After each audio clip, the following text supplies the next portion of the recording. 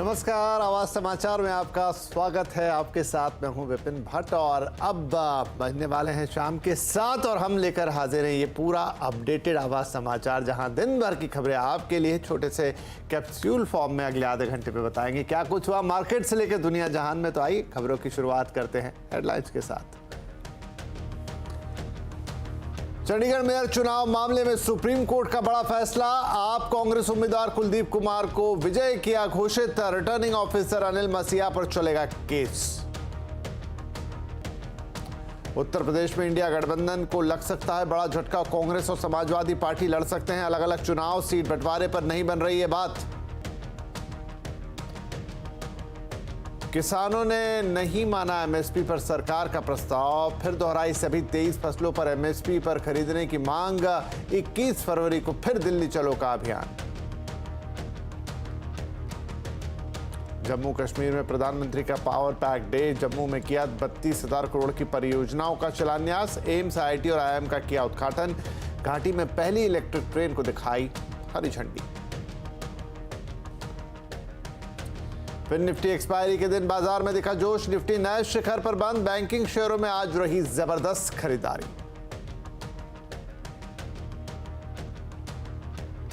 आज बाजार में दिखी हाल फिलहाल की सबसे धमाकेदार लिस्टिंग। 181% से ज्यादा के प्रीमियम पर लिस्ट हुई विभोर स्टील ट्यूब। 320 गुना सब्सक्राइब हुआ था आईपीओ।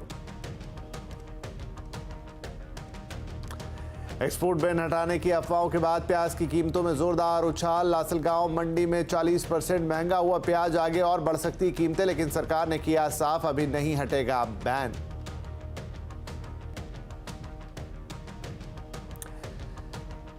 तो आज की एक बड़ी खबर ये रही जो कि सुप्रीम कोर्ट से आई और ये जुड़ी हुई है पंजाब से। चंडीगढ़ मेयर चुनाव मामले में सुप्रीम कोर्ट ने बड़ा फैसला सुनाया है। सुप्रीम कोर्ट ने रिटर्निंग ऑफिसर के नतीजे को खारिज करते हुए आम आदमी पार्टी और कांग्रेस के उम्मीदवार कुलदीप कुमार को विजय घोषित कर दिया है। इस खबर पर हम और जानकारी लेंगे अपने संवाददाता असीम मनचंदा से। तो असीम, सुप्रीम कोर्ट ने इस मामले में इंटरवीन किया और अंततः ये फैसला सुनाया है कि चुनाव गलत तरीके से किया गया। रिटर्निंग ऑफिसर ने अपना दायित्व सही नहीं निभाया और अब एक बार फिर से आम आदमी पार्टी और कांग्रेस को उम्मीदवार को विजय घोषित तो किया ही है, रिटर्निंग ऑफिसर पे भी केस दर्ज हुआ है। तो ऐसे मामले कम देखने को मिलते हैं। क्या डिटेल है और क्या बोला है कोर्ट ने इस बारे में? देखिए, चंडीगढ़ मेयर चुनाव मामले में जो प्रिसाइडिंग अधिकारी अनिल मसीह थे, उन्होंने 8 जो बैलेट्स हैं उनको इनवैलिड करार दिया था और फैसला बीजेपी के कैंडिडेट के पक्ष में दिया था। इसको लेकर के सुप्रीम कोर्ट में याचिका दायर की गई। सोमवार को जब सुनवाई हुई तो सुप्रीम कोर्ट ने जो प्रिसाइडिंग अधिकारी अनिल मसीह हैं उनको कोर्ट में उपस्थित रहने के लिए कहा था। उनसे पूछा गया था कि आपने क्या बैलेट को डिफेस किया। उन्होंने वहां पर साफ इनकार कर दिया था। सुप्रीम कोर्ट ने ऐसे में जो बैलेट पेपर है उनको मंगाने के सुप्रीम कोर्ट में आदेश दिए थे। आज सुनवाई हुई तो सुप्रीम कोर्ट ने वो बैलेट पेपर्स की जांच की। सुप्रीम कोर्ट ने पाया कि बैलेट पेपर के साथ पहले से कोई भी छेड़छाड़ नहीं की गई थी, उनको किसी भी तरह से डिफेस नहीं किया गया था। सुप्रीम कोर्ट ने उसके बाद अपना फैसला सुनाते हुए जो आम आदमी पार्टी के कैंडिडेट और कांग्रेस के ज्वाइंट कैंडिडेट है कुलदीप कुमार, उनको विजयी घोषित कर दिया। इतना ही जो प्रिसाइडिंग अधिकारी अनिल मसीह हैं उनके ऊपर भी केस चलाने के लिए मंजूरी दे दी है। रजिस्ट्रार है उनको सेक्शन सीआरपीसी के सेक्शन 340 के अंदर उनको नोटिस भेजेगा, उनसे पूछेगा कि आपके ऊपर केस क्यों ना चला जाए। तो सुप्रीम कोर्ट ने साफ माना कि जहां पे प्रिसाइडिंग ऑफिसर ने पूरी तरह से गलती की है उनकी जिम्मेदारी बनती है और सुप्रीम कोर्ट ने जो इनवैलिड वोट उन्होंने करार दिया था उनको सही ठहराते हुए आम आदमी पार्टी के कैंडिडेट को विजयी करार दिया है। जी शुक्रिया असीम। तो ये कुछ घटा। इधर दिल्ली के सीएम अरविंद केजरीवाल ने कहा है कि सुप्रीम कोर्ट के फैसला ऐतिहासिक है। हम सुप्रीम कोर्ट का बहुत बहुत शुक्रिया अदा करते हैं कि इतने कठिन समय में आज जो देश के अंदर जो हालात हैं, पूरा डिक्टेटरशिप चल रही है, जनतंत्र को कुचला जा रहा है जगह जगह, सारे इंस्टीट्यूशंस जो हैं वो एक तरह से कुचले जा रहे हैं, रौंदे जा रहे हैं। ऐसे में सुप्रीम कोर्ट का ये जो फैसला है ये बहुत मायने रखता है। इंडिया गठबंधन की ये बहुत बड़ी जीत है, पहली जीत है, बहुत बड़ी जीत है और बहुत बड़े मायने रखती है। एक तरह से उन लोगों से छीन के लाए हम लोग ये जीत। उन लोगों ने तो चोरी कर लिया था ये चुनाव। इधर उत्तर प्रदेश में इंडिया गठबंधन को एक बड़ा झटका लग सकता है। सूत्रों के मुताबिक लोकसभा चुनाव के लिए यूपी में कांग्रेस और समाजवादी पार्टी के बीच गठबंधन नहीं होगा। कांग्रेस और समाजवादी पार्टी के बीच सीटों के बंटवारे पर सहमति नहीं बन पाई है, इसलिए दोनों दल अलग अलग चुनाव लड़ेंगे। समाजवादी पार्टी ने कांग्रेस को 17 सीटों का ऑफर दिया था, लेकिन इसके लिए कांग्रेस तैयार नहीं हुई।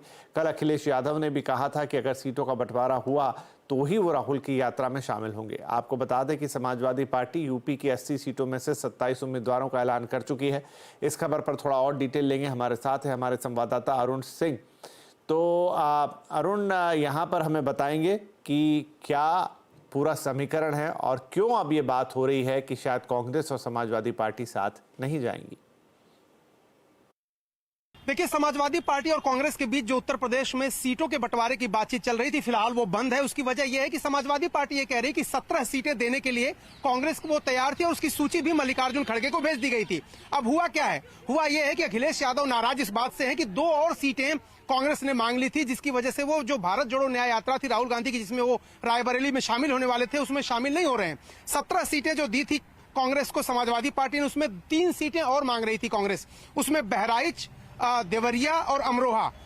कांग्रेस ने जो 3 नई सीटों की डिमांड की, समाजवादी पार्टी ने काफी सोच विचार के बाद एक बहराइच को छोड़ के अमरोहा और देवरिया सीट उनको देने का फैसला कर लिया।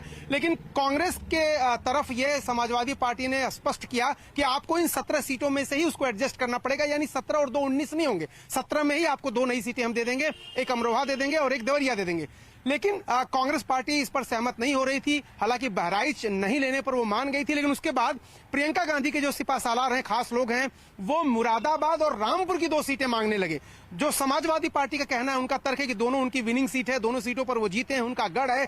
तो समाजवादी पार्टी का दबाव बनता है, सिटिंग सीट पर वो कांग्रेस को कतई नहीं दे सकते उन सीटों को लड़ने के लिए। और चूंकि वो प्रियंका गांधी की ससुराल भी है, रॉबर्ट वाड्रा वहीं से आते हैं, तो रामपुर और मुरादाबाद सीट को लेकर के पेच फंस गया। समाजवादी पार्टी ने उसके बाद बातचीत ही बंद कर दी। अब कांग्रेस को यह तय करना है और अखिलेश यादव ने साफ कर दिया कि जब तक सीट बंटवारा नहीं होगा वो राहुल गांधी की भारत जोड़ो न्याय यात्रा में नहीं जाएंगे। तो अब कांग्रेस को रिस्पॉन्ड करना है, कांग्रेस को जवाब देना है कि क्या वो मुरादाबाद और रामपुर की सीट पर अड़ी रहेगी और क्या वो देवरिया और अमरोहा पाने के बाद 19 सीटें चाहिए उसको, या 17 पर मान जाएगी, जो कि प्रारंभिक बातचीत हुई थी, जो कि दोनों दलों के बीच बातचीत में तय हुआ था कि सिर्फ 17 सीटें ही समाजवादी पार्टी कांग्रेस को देगी। हालांकि समाजवादी पार्टी की तरफ से थोड़ी लीनियंसी दिखाई गई, 1-2 सीटें और ज्यादा दी जा सकती हैं, लेकिन मुरादाबाद और रामपुर पर वो कतई समझौता करने को तैयार नहीं है। यही वजह है कि बातचीत फिलहाल बंद हो गई है। हालांकि खत्म हो गई है, ये कहना अभी जल्दबाजी होगी।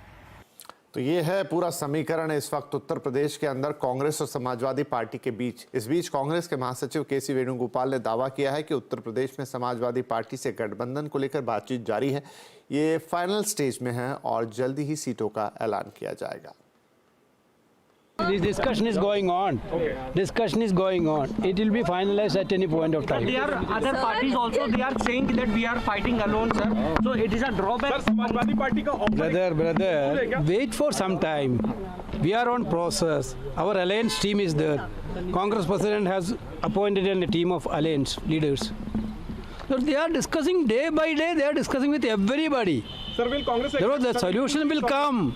Don't worry, we are in a great hope. Solution will come. Solution will come. इधर समाजवादी पार्टी में भी खलबली मची हुई है। स्वामी प्रसाद मौर्य ने समाजवादी पार्टी से इस्तीफा दे दिया है।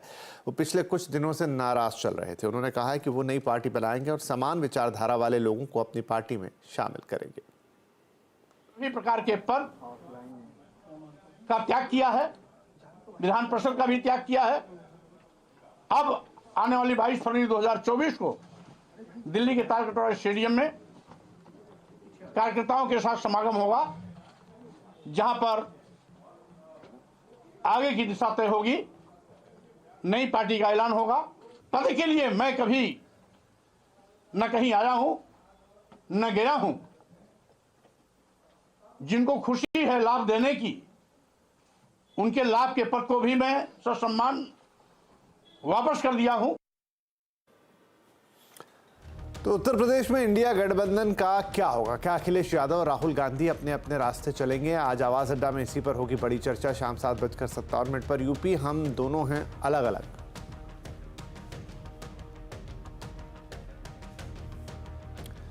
इधर राज्यसभा चुनाव के कुछ नतीजे आ गए हैं। सोनिया गांधी राजस्थान से निर्विरोध चुन ली गई हैं। राजस्थान से राज्यसभा की तीनों सीटों पर प्रत्याशी निर्विरोध चुने गए हैं। वहीं गुजरात में राज्यसभा की 4 सीटों में से एक पर बीजेपी के अध्यक्ष जेपी नड्डा निर्विरोध चुने गए।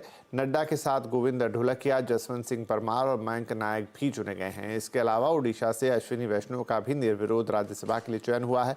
महाराष्ट्र से राज्यसभा के लिए 6 सीटों पर निर्वाचन हुआ है, जिसमें से अशोक चौहान एक हैं। बिहार के सभी 6 उम्मीदवार राज्यसभा के लिए निर्विरोध चुन लिए गए हैं।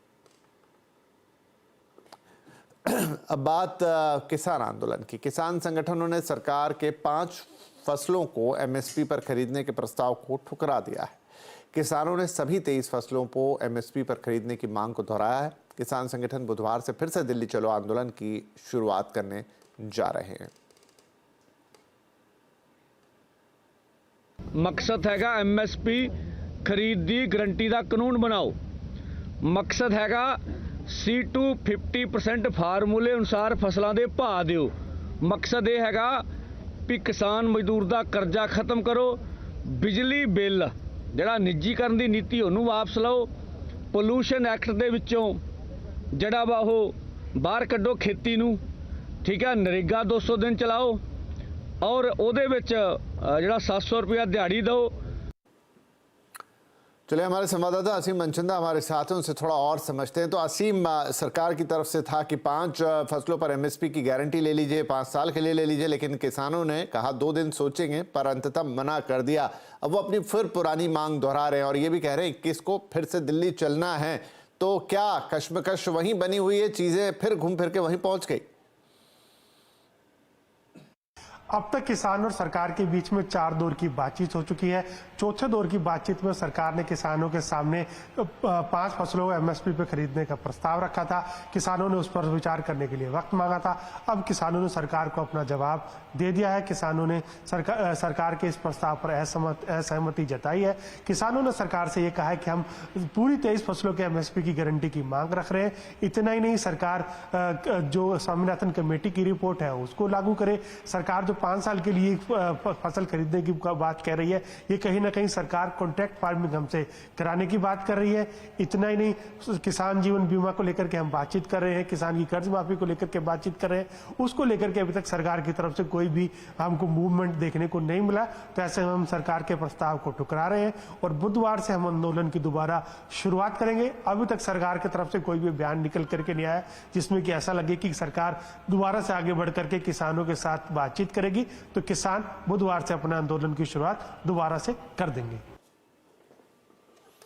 जी, शुक्रिया आसीम। बात महाराष्ट्र विधानसभा में आज हुए विशेष सत्र की, जहां पर मराठा आरक्षण को लेकर बिल पास हो गया है। महाराष्ट्र सरकार ने मराठा समुदाय को शिक्षा और सरकारी नौकरी में अलग से 10% आरक्षण देने की बात कही है। मतलब पहले से महाराष्ट्र में जो आरक्षण दिया जा रहा है उसमें कोई छेड़छाड़ नहीं होगा। इसके लिए महाराष्ट्र कैबिनेट पहले ही मंजूरी दे चुकी है। फिलहाल महाराष्ट्र में ओबीसी को 28 जबकि SC/ST को 24% आरक्षण मिलता है। वहीं आर्थिक रूप से कमजोर वर्ग को 10% आरक्षण का लाभ मिलता है। यानी महाराष्ट्र में फिलहाल 62% आरक्षण लागू है। मराठा आरक्षण के बाद ये सीमा बढ़कर 72% हो जाएगी। महाराष्ट्र के उप मुख्यमंत्री देवेंद्र फडणवीस ने खुशी जताई और कहा है कि मराठा समाज को 10% आरक्षण मिलेगा, मगर कहीं भी ओबीसी समाज के आरक्षण से छेड़छाड़ नहीं हुई है।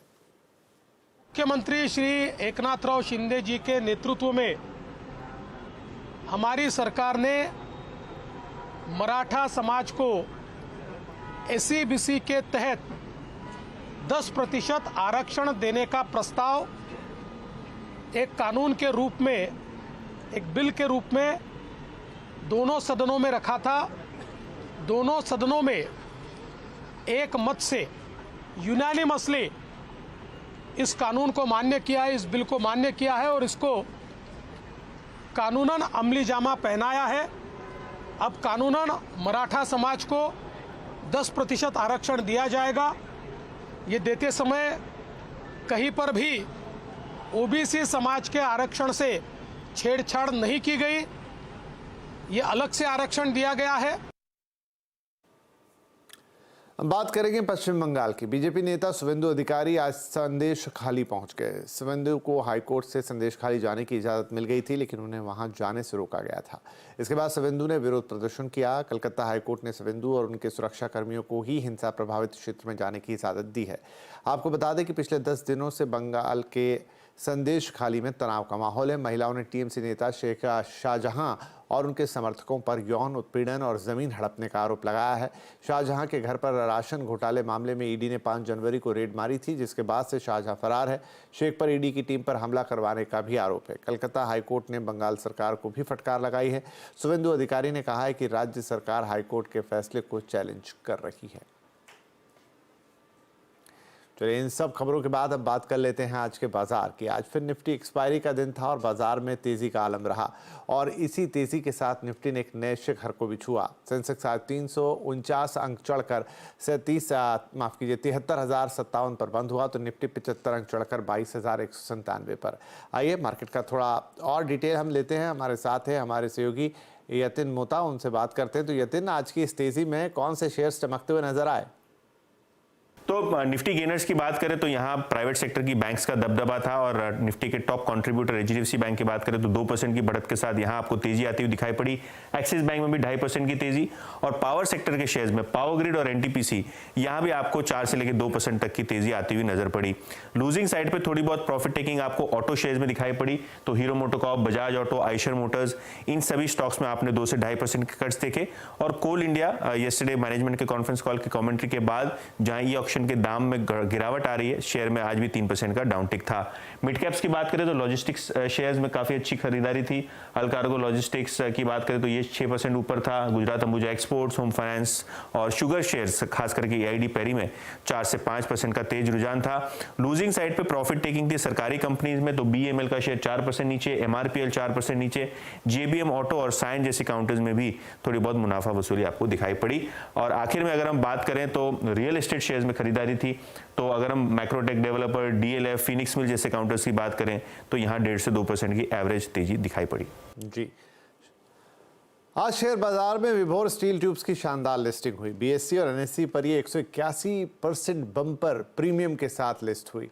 एनएससी पर 425 रुपये प्रति शेयर और बीएससी पर 421 रुपये प्रति शेयर के भाव पर लिस्टिंग दर्ज हुई, जबकि कंपनी का प्राइस बैंड 141 से 151 रुपये प्रति शेयर रखा गया था। आपको बता दें कि कंपनी का आईपीओ 13 फरवरी से 15 फरवरी तक खुला था और अंतिम दिन कंपनी का आईपीओ ओवरऑल 320 गुना से भी ज़्यादा सब्सक्राइब हुआ था। अहमदाबाद के छोटे व्यापारी आयकर विभाग की नई धारा 1961 के खिलाफ भूख हड़ताल पर है। दरअसल इस धारा के तहत एमएसएमई से सामान लेकर उन्हें 45 दिन में पेमेंट करना होगा और ऐसा नहीं किया तो उस रकम को मुनाफे में गिना जाएगा। इसी मुद्दे पर हड़ताल पर बैठे व्यापारियों से बातचीत की हमारे संवाददाता केतन जोशी ने। ओवरऑल क्या इम्पैक्ट हुआ है और वाकई क्या ये कानून है आपके लिए आफत है? आफत क्या है, एकदम हमारे पास है विनाश, व्यापार का विनाश हो रहा है, ऐसा कानून है। हमने जब से आज़ादी हुई है 75 साल से ज़्यादा हुआ है, तो कभी ऐसा कानून नहीं देखा। ये कानून हमको गुलामी की तरफ ले जा रहा है। पूरी तरह से कायदे की जानकारी भी अभी तक गवर्नमेंट ने हमको प्रोवाइड नहीं करी है। कोई ऐसा कोई प्लेटफॉर्म दिया होता कि हमको पूरी ठीक से समझाया जाता कायदा क्या है। आज हम जो समझ रहे हैं कि इनकम टैक्स वो इनकम में गिनी जाएगी, पेमेंट जो नहीं की है वो इनकम में गिनी जाएगी। अब वो इनकम में गिनी जाएगी और हम उसका इनकम टैक्स भरेंगे तो व्यापारी की पूंजी तो खाली इनकम टैक्स में चली जाएगी, आगे व्यापार करने के लिए उसके कुछ बचेगा ही नहीं। जब तक व्यापारी महासंगठनों को साथ में ना रखा जाए, जब तक इसके अवेयरनेस प्रोग्राम्स ना चलाए जाए, तब तक व्यापारियों को इसके फायदे क्या है, गैरफायदे क्या है, पता नहीं चलेगा। अभी जो भी व्यापारियों के पास नॉलेज है वो ऐसा है कि वो कम है या तो बिल्कुल भी नहीं है, इसलिए उन्हें पता ही नहीं चल रहा है कि ये कायदा उनके लिए फायदेमंद है, गैरफायदेमंद है क्या है। तो जब तक आप अवेयरनेस प्रोग्राम नहीं चलाएंगे तब तक ये कायदा लागू नहीं होना चाहिए। देखिए, हमारे बाजार में छोटे छोटे व्यापारी है, कोई बीट्स का व्यापारी है, कोई खिलौने का व्यापारी है, कोई गिफ्ट का व्यापारी है, कोई प्लास्टिक का व्यापारी है।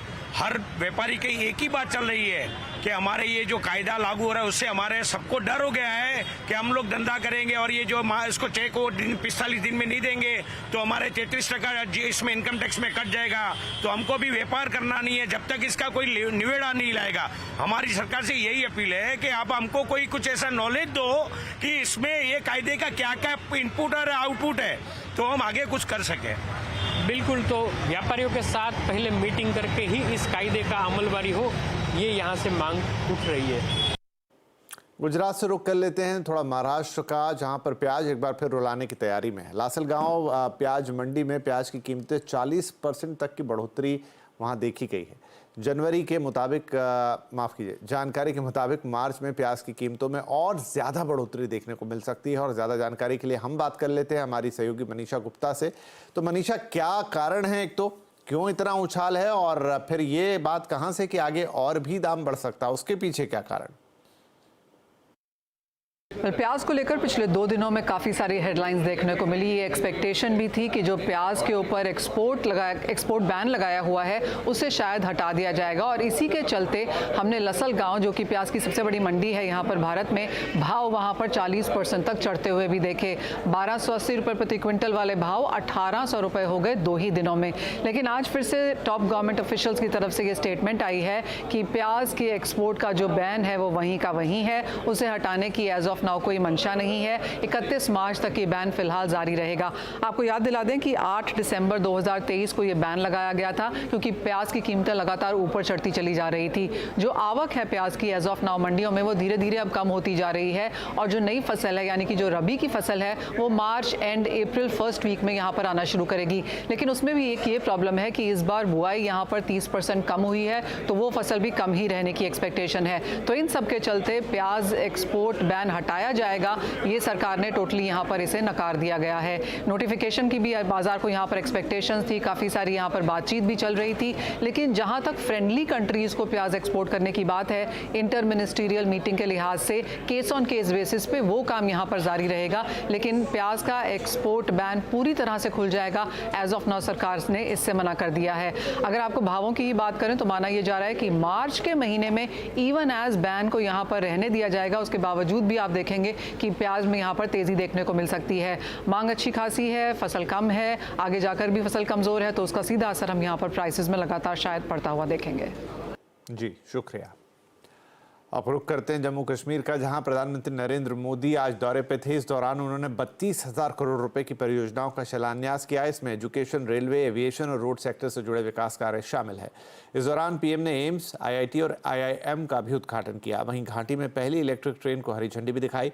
इस दौरान जनसभा को संबोधित करते हुए पीएम ने कहा कि पहले जम्मू कश्मीर से सिर्फ निराशा की खबरें आती थी, लेकिन आज जम्मू कश्मीर लगातार आगे बढ़ रहा है। अगले हफ्ते फिनटेक सेक्टर के साथ वित्त मंत्री निर्मला सीतारमण बैठक करने वाली हैं। इस बैठक में पेटीएम पेमेंट बैंक पर रिजर्व बैंक के एक्शन से घबराए इस पूरे सेक्टर को भरोसा देने की कोशिश होगी। ज़्यादा जानकारी के लिए हम बात करते हैं अपने economic policy editor Lakshman Roy से। तो लक्ष्मण, इस बैठक में क्या कुछ होगा और कैसे समझें इसे? क्या एक सांत्वना देने की कोशिश है कि घबराइए मत? जी बिल्कुल, दरअसल ये जो बैठक होने जा रही है अगले हफ्ते, उसका एजेंडा सिर्फ और सिर्फ ये है कि फिनटेक सेक्टर का भरोसा जीतना, एक बार फिर से भरोसा दिलाना कि पेटीएम पेमेंट बैंक के खिलाफ रिजर्व बैंक ने जो कार्रवाई की है वो सिर्फ एक कंपनी के खिलाफ कार्रवाई है। फिनटेक सेक्टर को लेकर सरकार के मन में कोई दुविधा नहीं है। सरकार हो या फिर रेगुलेटर है, फिनटेक सेक्टर को आगे बढ़ाने के लिए कटिबद्ध है, और जिस तरीके के सामाजिक कल्याणकारी योजनाएं चल रही हैं उनमें फिनटेक सेक्टर की भूमिका काफी अहम रहने वाली है। इसलिए आप लोग निश्चिंत रहिए। इस बैठक का मोटा मोटी लब्बो लुआब ये है, और ये जो बैठक होने जा रही है इसकी अध्यक्षता खुद वित्त मंत्री निर्मला सीतारमण करेंगी। रिजर्व बैंक के डिप्टी गवर्नर यहाँ पे रहेंगे, फिनटेक सेक्टर के दिग्गज रहेंगे, जिसमें पेटीएम के भी फाउंडर के होने की यहाँ पे संभावना जताई जा रही है।